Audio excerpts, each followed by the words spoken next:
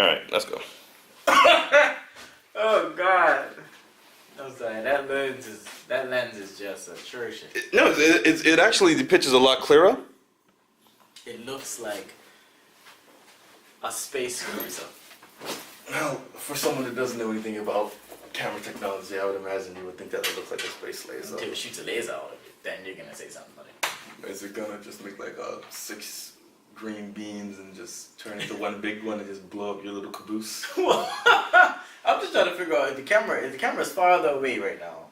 Is it picking up the audio properly? We got a new lens, and Mr. Pyramid over here can't comprehend its awesomeness. Well, I'll just move right into it and we'll talk about that wacky tack mumbo jumbo foo-foo-ness afterwards. If it's longer, it means it's picking up better stuff and it can get better zoom quality. That's what she said.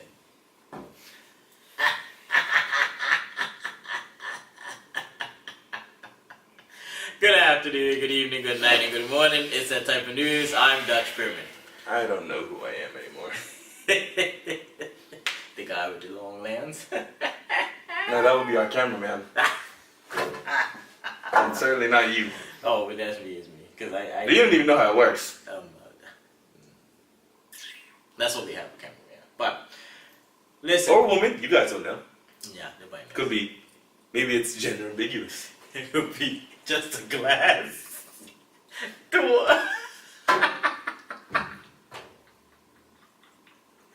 Oh, God. Start the episode. Oh, man. So, recently we put up a post and we wanted the viewership to pick, and we got some really good responses, some on the inbox, some on the status, and we decided, we looked at our videos and realized we have not done a video on immigration yet, which is crazy. We gotta actually do one on the biblical situation, which I would actually love to do, but it's sticky. That's gonna have to take some serious, investigation on, but which we are happy to do.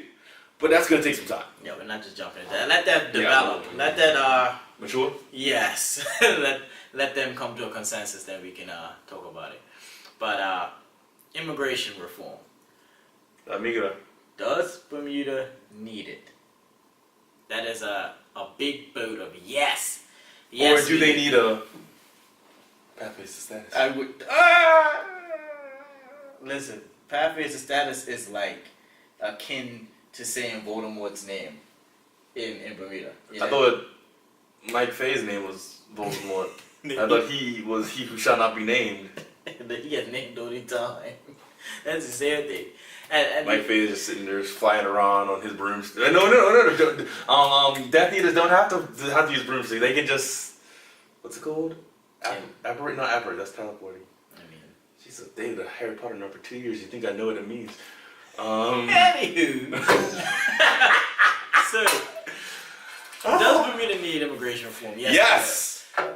Now, there has been obviously a bit of a ping pong between the opposition and the government house in terms of this immigration reform. Now, the PLP in the beginning was very starkly against immigration reform as far as loosening pathways to status and allowing people to come. Even though half of their spouses, or actually more than half their spouses, and most of their workers, because wasn't it reported that the PLP had more people under work permits working for them than the OBA? Yes, previous administration. Previously? Okay. Not this one, but the previous one. But yes, a lot of the spouses and parents are indeed people who have come over from immigration. So is that a problem? If we didn't have immigrants, we wouldn't have them. And that's not a good thing. Because I like some of them.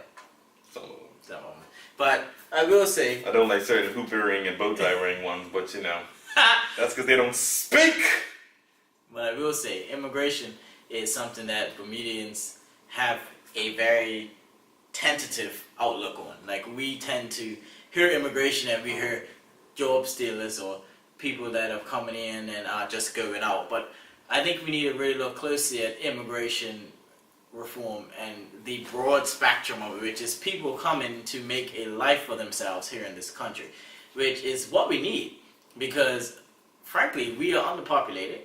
This has been something that's been said 5 years ago before that, yeah, way before that, that we indeed need to invest in bringing people back, i.e., locals who have left, or getting new people to come and set up roots and to find policies that make that a fertile soil for people to want to put down their families and make a life for themselves. Mm-hmm. Now, the rhetoric that comes from the government right now is very, very anti-immigration reform. Now, I know that some people would say that it's a stone cry to say anti-immigrant because, I mean, but that's kind of what they are. I mean, it's just really that simple.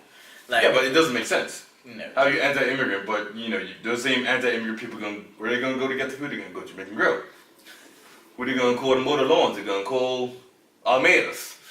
When they go Lindo's, whose vegetables they gonna be eating? When they go Buzz, who's gonna be making the coffee? When they give the mama a kiss. When the daughter brings home a boyfriend, or the son brings home a girlfriend, or better yet, when you go and apply for a job, who do you think you're gonna be working for? And this is the thing. No, I'm not saying that there aren't Bermudians in those positions, but I'm certainly not saying that aren't immigrants in those positions, because we all know that there are. Statistically speaking, people who come overseas or come to a new country, they tend to try to create business, or they try to set up shop. Like most people who come to Bermuda, like most of the immigrants that I know, who actually want to build a family here, have put down roots in many industries or have started businesses and employed Bermudians. Now, this is a tentative subject too, because you have a lot of migrant workers that are just coming to work and to go back home. Now, I feel like those folks don't require too much of our attention. We need to focus on people that want to stay and people that want to contribute to our society.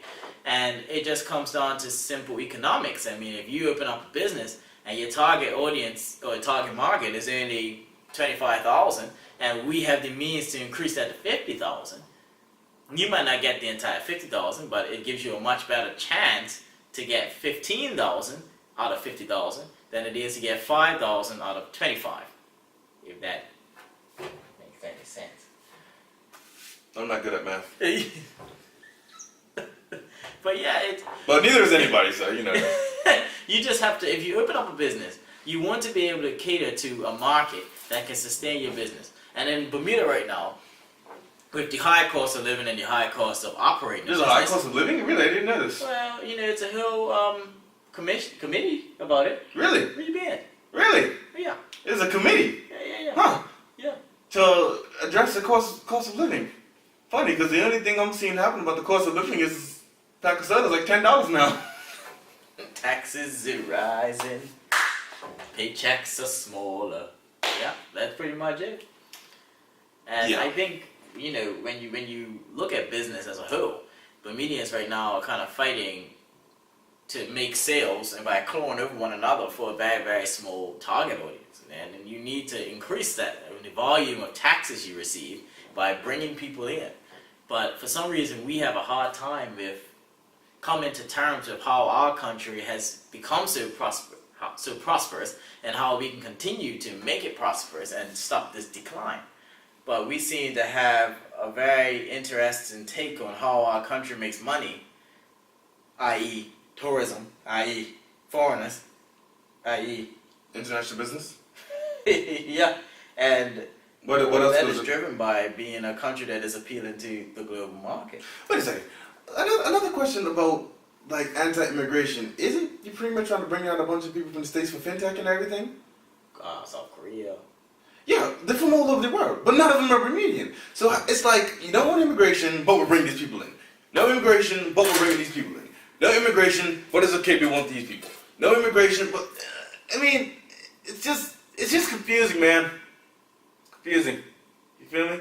And I feel like if the One Bermuda Alliance had did better with presenting the pathways to status in a way that wasn't force-feeding it down the public's throat, it might have went over a bit better. Now, it still comes down to doing your own due diligence as a citizen and saying, okay, Sage Commission has said this. We need more people. Am I gonna bite off my nose to spite my face? Am I going to say I want to protect my children, but I don't want to get along with the necessary changes that will give them the opportunity to create a business that is sustainable? Because if all of us create a business, it's not enough people. It's not enough people. Like, that's why monopolies are so strong, because if I've always shopped at one of the big chains. Yeah, we're one of the few countries that doesn't have laws against monopolies. We can. We have laws protecting monopolies. Yeah, we can't break it up if we wanted to, because people right now can't get over the cost of operating. And that's just, it benefits those who are wealthy. That's Exactly. It's like, In a nutshell. yeah, and we as a country that is full of immigrants, as a country of immigrants. I was about to say, technically, I mean, there was no indigenous people in Bermuda. There was just skinks and longtails and... Yeah, and I understand, you know, Bermudians, we have a natural affinity to the land in which our forebears and their forebears have been on. Africa? And, well, Europe? that's the forebear. America? That's the forebear. Jamaica? No, I didn't go to Jamaica. That ain't me. Hey. But you know, I know somebody who did. I know a few people that did. But yeah, you know, you have to really put this into perspective as to how are we moving as a country and how are we going to maximize profit? Because right now, the government is maximizing profit off of the sugar tax, because we don't know where it's going, frankly. I mean, they said a percentile is going to what, health and something. A percentile could be 0.0001%. Yeah, I know where it's going. Right to the coffers of the government. And I think Or that, maybe it's going to the pockets of Dr. Hewitt Brown. Because we seem to like to give him money. Oh, we love it. In fact, we've done it 3 times and we can't get enough. We can't stop giving the man money. We can't. Here's what, man, he'll make more money over reparations than he ever did over medical scans. For real, and I feel like he might as well just, you know, at this point, just make a business over that. This is what I'm saying, I would. Yeah, it's like, you know, we continue to pay him. Like, I don't understand if it's a lottery he won or something. I don't get it. And we can't use our money for things that matter. We can't use our funds to make sure Wi-Fi is set up like it's important. Maybe the sugar tax went to go pay for that hotshot lawyer. That hotshot human rights lawyer. But regarding the immigration policies right now, I think that it needs to be initiatives that spur people to come to Bermuda and to bring our locals back who have left. Now, some of them come back, but it's not enough. And I think that if we had initiatives like, I don't know, I know Canada, you know, they do things where they look at the amount of people in a certain trade or craft, and they say, well, you know, we need 10 doctors. So someone comes through a work permit and says, oh, I'm a doctor. They say, okay, well, we'll stamp 10 of him. Okay, so 10 doctors, and then after that, that's it. You know, it's like, what do you do? What do you bring to the country? What exactly are you going to bring to the country to benefit it? You know what I mean? And That's not a bad system. No, we should do that. We should do a lot of things that other countries do. We need scientists. We need engineers. Oh, do we ever need scientists? Yeah. We need scientists like... Need somewhere for them to work, not just in We beauty. need scientists. Well, we have a Like a scientist. baby needs his mama. We have a scientist.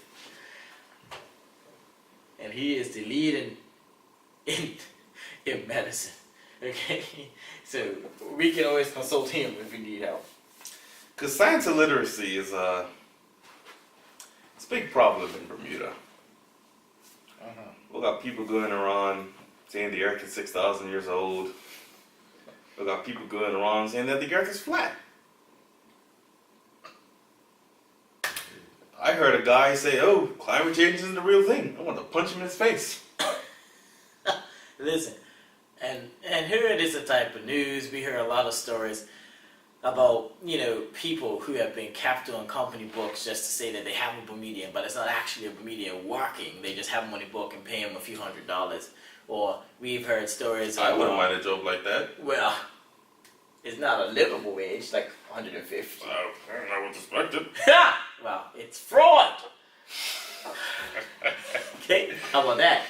But we've heard a lot of loopholes, and I feel like in order for immigration reform to really work, if it was to ever go underway, is that the immigration department has to be, that ministry has to be on top of it. It has to be checking these jobs. I mean, it doesn't have to be like watchdog and bogart and people in the private business, but it does need to keep a vigilant eye on these tricky sort of loopholes that people are doing through immigration. Because, if I was to say attach apprenticeships to a work permit, and I said, okay, if I hire a head chef, how long does it take to train a head chef? Maybe a year. He can stay for a year, and then once a Bermudian is trained in the art of being a head chef, check you later. So it's a contract like that. But the only issue is that you can see the loophole being, well, a Bermudian can't survive the training. I hear that a lot, but I don't know if I necessarily agree with that. I think if we had... True. Now, remember when the police commissioner issue came up, and the issue was that the reason why we had British guys because no Bermudians were trained for that position.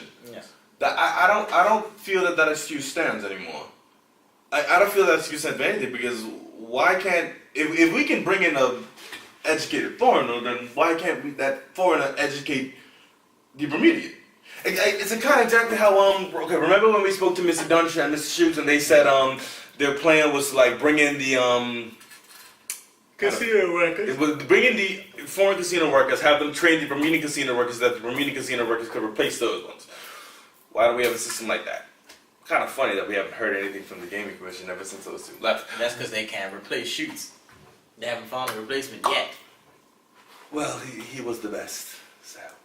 And I do think that with immigration, that needs to be vigilant. You can't just put a policy in place and expect it to work. No. And it has to be a sort of thing where we are investing in our population. And I feel like as a tourism destination, we should have more priority jobs for Bermudian in hospitality. And people say Bermudians don't want to work in hospitality.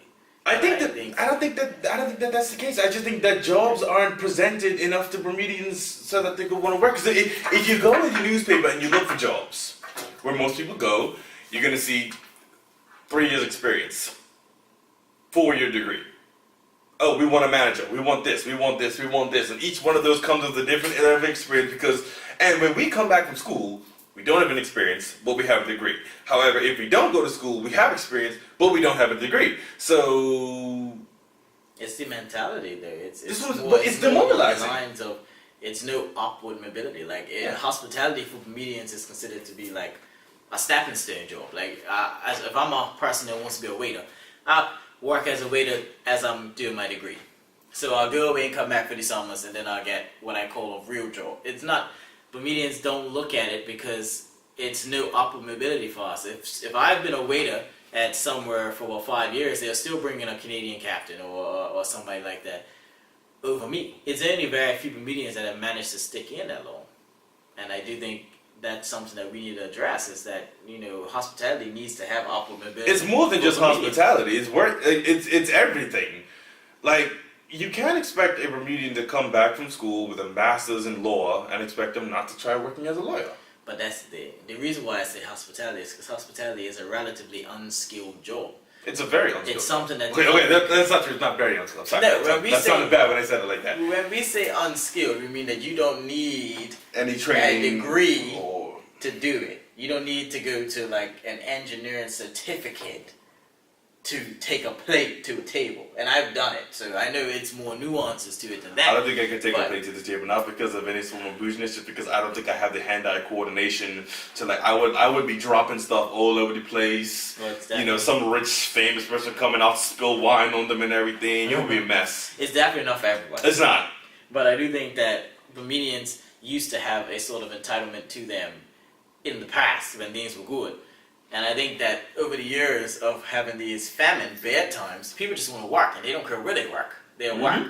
And I think that if you were to prioritize Bermudians in the workforce as far as hospitality goes, because I could place anybody in hospitality, and as long as they pay attention and try hard, they can probably pull off being a waiter or a bus person.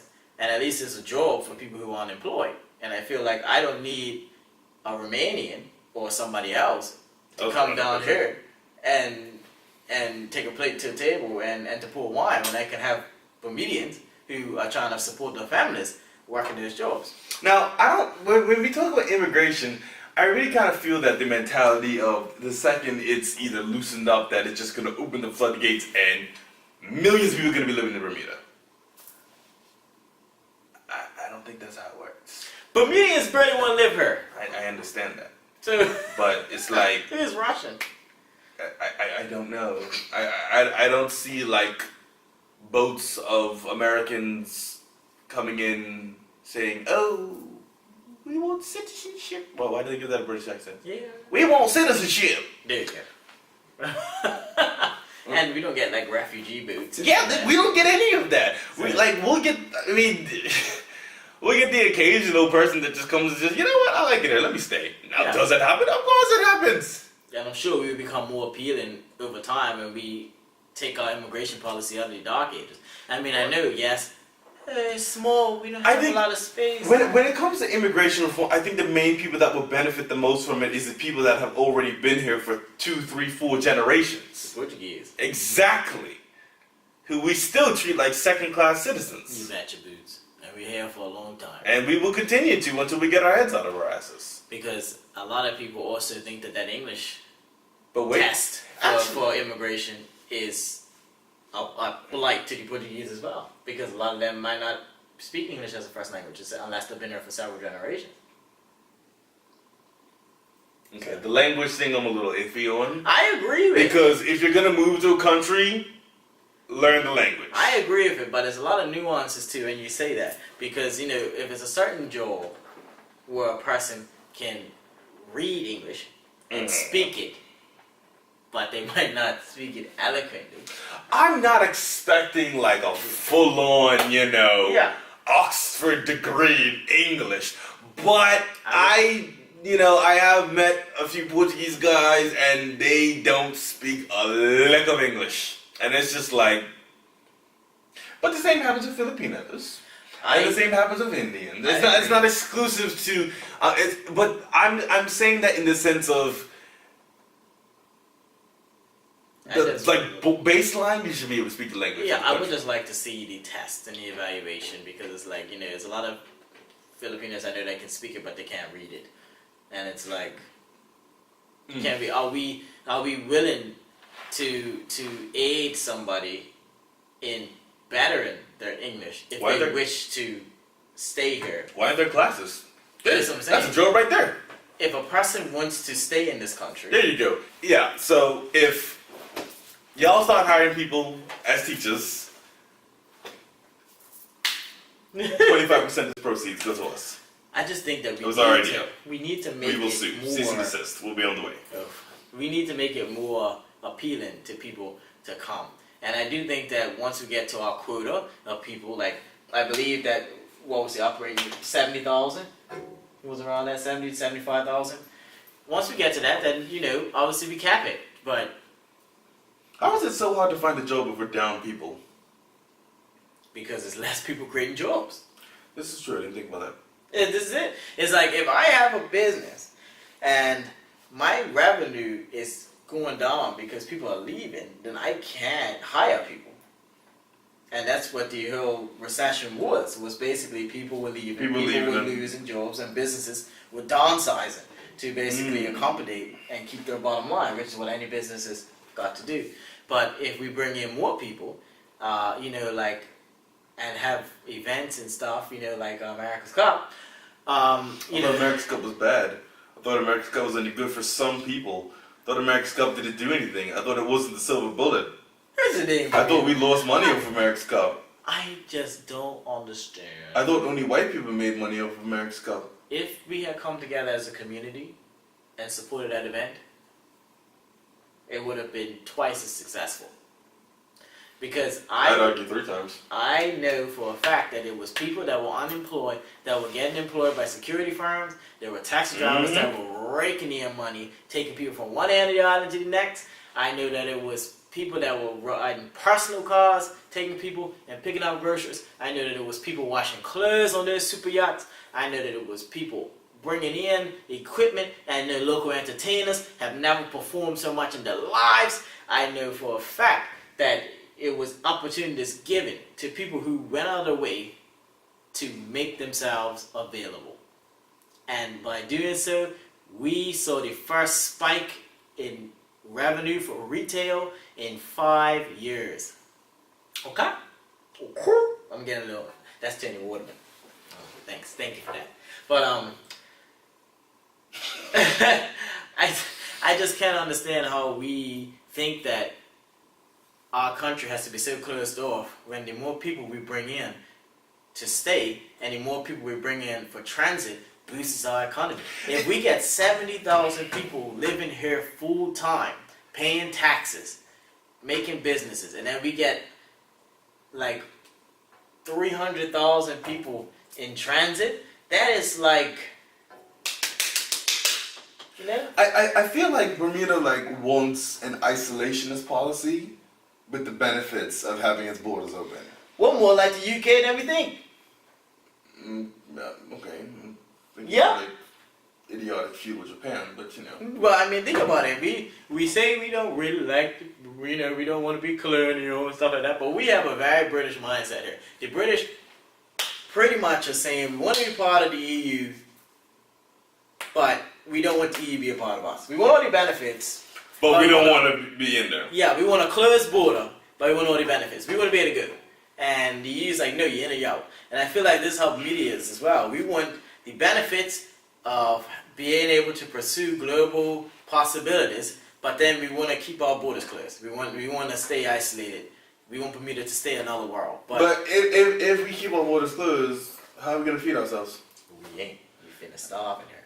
Or eat each other. And if you hadn't noticed, that's exactly what we're doing, turning on one another. We're boxed in here, and the country is no better for it. We have been fighting each other since the last election and before that. But I mean, the last one... We've been fighting each other since 1998. That last election was probably... the most toxic election I have ever seen. Yeah. Oh my God. We have never... I can't believe... In my lifetime. I mean, I knew Trump and Hillary was bad, but damn. Yeah, you had people so divided. I saw people break up. People were fighting. Friendships were lost. Brothers turn on brothers. And it's bad. Because why your political opinions affect anything? Yeah. Let me put it this way. I mean, unless you're like the Nazis or something. We need to remember that we need to disagree cordially and respectfully. We can't do that. Especially when it comes to things like immigration reform. Because the second you say, you know what, I'm really thinking about immigration might be a good thing. No, you want these foreigners to come take our job. I'm like, okay, well, what foreigner took your job? Because I don't see any Bermudians lining up for the job the foreigners are taking. I saw a post the other day. It said some avocado farm in Texas, needed workers. And this Mexican girl jokingly put, white people, now's your chance. Go take the jobs that us Mexicans have stolen from you. And if that ain't the most applicable thing I've seen all week regarding Bermuda on immigration, because, I mean, come on, man. I think I've maybe,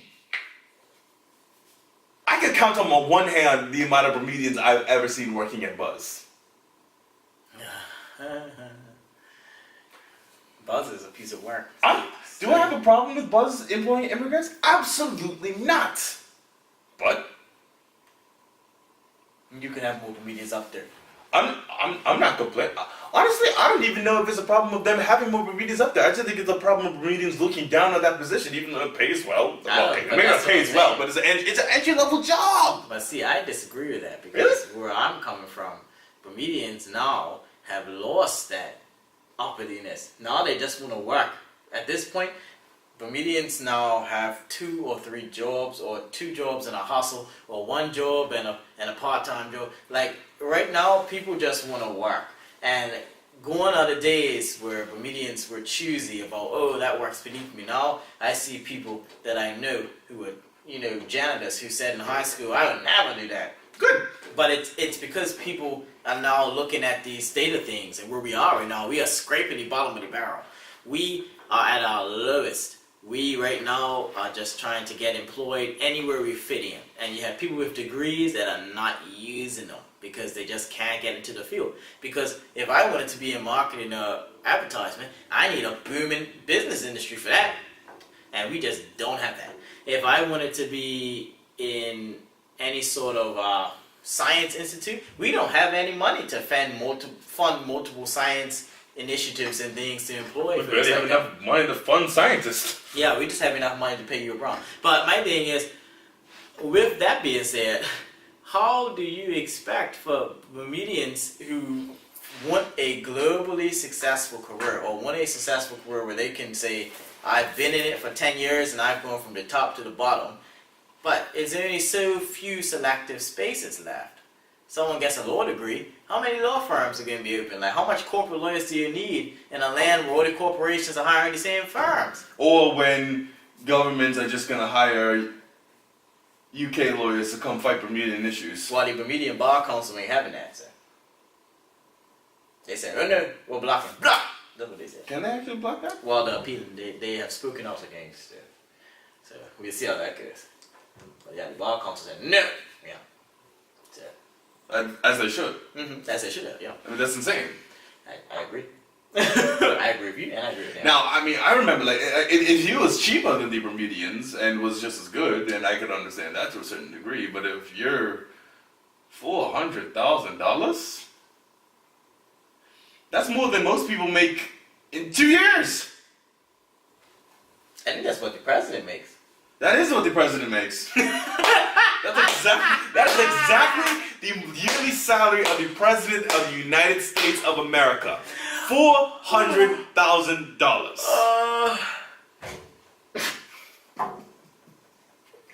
Oh my God! I can't believe that just clicked. You know what you can buy for $400,000? A presidency? No, that costs a few million.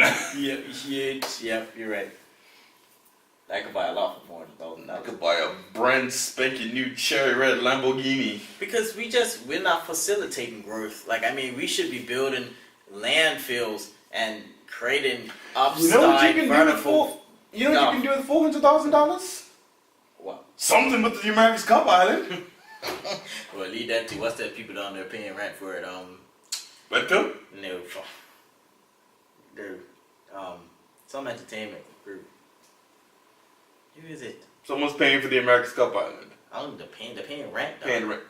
It's a entertainment company. What's like that? Jeez, the name's slipping. We have entertainment companies down here? Yes. And the name is slipping me. Other than us? Oh yeah, a lot of them. There's a lot of them. I can't seem to get the name of this one. Oh, okay, well I'll get back to you about that.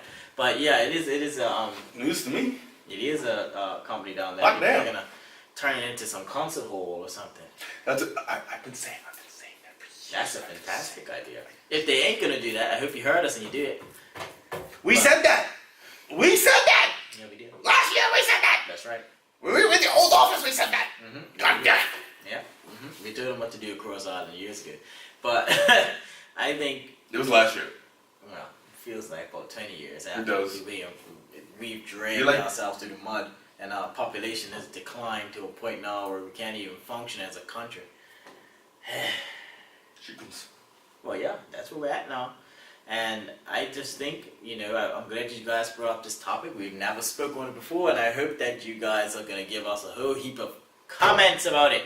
Because I just want to hear what you guys are thinking about it. Because honestly, if we don't do something in the next Weak. year to 5 would be too late. If we don't do something, our children are going to grow up. They're not gonna grow up because they're gonna move to other countries when they pop out the womb. They're gonna pop out their mama and I live there. I'm going to England. They pop out with a suitcase. Pop out with a suitcase and 2 plane tickets. Oh jeez. Who's the second one for? Who's the second plane ticket for? Not the mama. No, definitely not the mama. I was about to say. Just in case the first place doesn't work out. Contingency plane ticket. We're gonna all go to Cuba because we all look, or Puerto Rico, because that's what we look like to most people anyway. I ain't going to Puerto Rico. They just got their power back on. Well, that's what we're gonna be in the next 5 years. That's what we're going to be a lot sooner than that. But I'll check y'all later. Let us know what you think. This is the type of news. I'm Dr. Perman, and that is Bruce Robinson. Bye.